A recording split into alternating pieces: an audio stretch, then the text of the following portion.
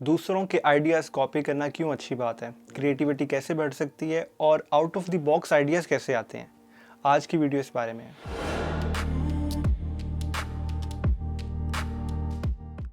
मैंने रिसेंटली एक बुक पढ़ी है, स्टील लाइक एन आर्टिस्ट, और इस बुक की वजह से मैं ये यूट्यूब वीडियोस बना पा रहा हूँ। ये बुक क्रिएटिविटी के बारे में है और मुझे क्या पॉइंट्स, इसमें से क्या चीज़ें अच्छी लगी हैं, मैं वो शेयर करूँगा। हो सकता है आपको भी अच्छी लगे। जैसे ही हम फारिग होते हैं, मोबाइल पकड़ लेते हैं या हम टीवी देखने लग जाते हैं तो आइडियाज़ आते नहीं हैं। क्रिएटिव आइडियाज़ के लिए हमें फारिग बैठना चाहिए, हमें ऑब्ज़र्व करना चाहिए चीज़ों को।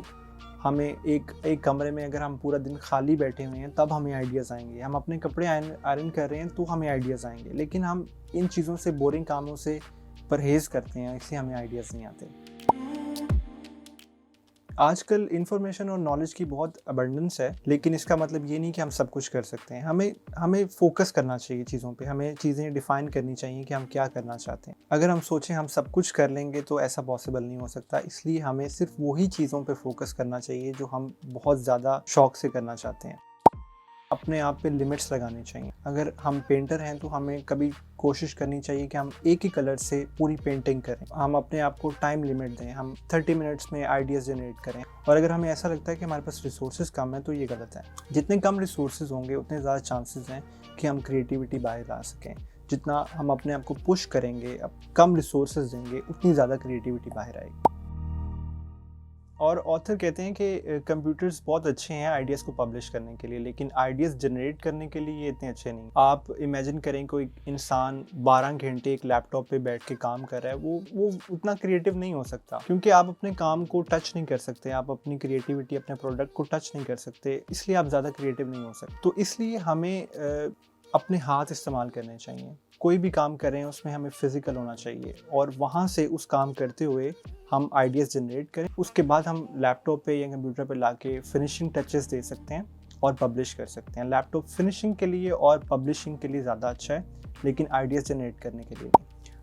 जिस बुक के ऑथर हैं वो 2 डेस्क यूज़ करते हैं। एक डेस्क पे सिर्फ वो आइडियाज़ जनरेट करते हैं जिस पे कोई इलेक्ट्रॉनिक चीज़ नहीं है। उस पे पेपर्स हैं, न्यूज़पेपर है, सीज़र्स हैं और डिफरेंट चीज़ें हैं जिस पे वो अपने हाथ इस्तेमाल कर सकते हैं और आइडियाज़ जनरेट करते हैं। जब उनके पास आइडियाज़ आ जाते हैं उसके बाद वो दूसरे डेस्क पे जाते हैं, वहाँ पे उसको फाइनल टचेस दे के पब्लिश करते हैं।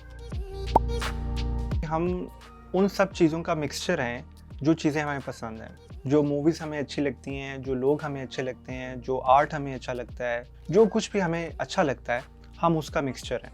लेकिन क्रिएटिव आइडियाज़ के लिए ये ज़रूरी है कि हम अपनी पसंद को सिलेक्टिव कर लें। हम सब कुछ कॉपी नहीं कर सकते, हमें सिर्फ वो चीज़ कॉपी करनी चाहिए जो हमें सबसे अच्छी लगती है, जो बेस्ट है। हम फेसबुक पे जैसी वीडियोस देखेंगे, जो रैंडमली कोई भी कभी भी वीडियो आ जाती है, जैसी भी हम वीडियो देखेंगे और जैसे लोगों से हम मिलेंगे, चाहते ना चाहते हमें आइडियाज़ भी वैसे ही आएंगे। तो इसलिए हमें काफ़ी सिलेक्टिव होना चाहिए। जब हम लिखना शुरू करते हैं तो शुरू में हम अल्फ़ाबेट्स को कॉपी करते हैं। कॉपी करना फर्स्ट स्टेप है और कॉपी करते करते हम इस काबिल हो सकते हैं कि हम अपने सेंटेंसेस लिख सकें।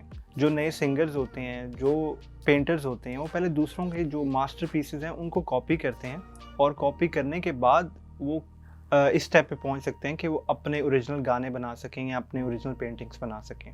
जो एक अच्छा आर्टिस्ट होता है वो ये जानता है कि कोई भी आइडिया ओरिजिनल नहीं है। वो किसी के आइडिया को पकड़ता है और उसमें कुछ बेहतरी लाता है और उसको आइडिया को पब्लिश कर देता है। और कॉपी करने का मकसद ये होना चाहिए कि हम अपने रोल मॉडल की तरह सोच सकें, ना कि उसकी तरह दिखें। फॉर एग्जाम्पल, मुझे एप्पल कंपनी बहुत पसंद है और मैं अगर इनका कंपेटिटर हूँ तो इनको कॉपी करने के 2 तरीके हैं। एक तरीका तो ये है जो हम मोस्टली करते हैं कि एज इट इज़ उनको कॉपी कर लें, वही फर्नीचर रख लें, उन्हीं के स्टाफ को हायर कर लें और वैसे ही कलर थीम रख लें, उनका लोगो कॉपी कर लें।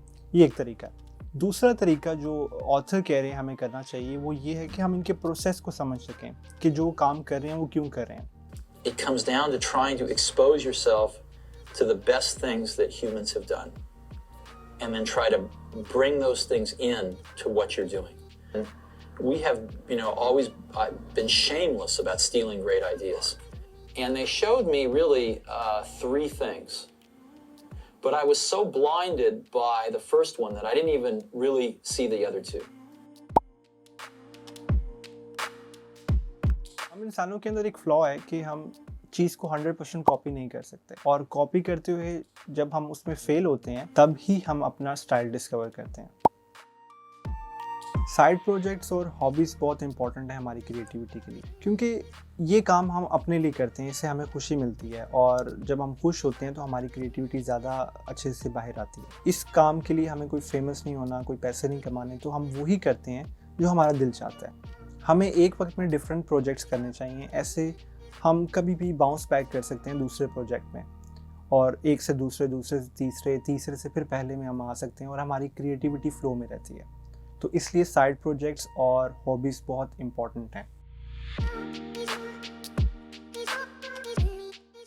ये बुक की कंप्लीट समरी नहीं है, ये सिर्फ वही चीज़ें हैं जो मुझे अच्छी लगी थी, और होपफुली आपको भी अच्छी लगी होंगी।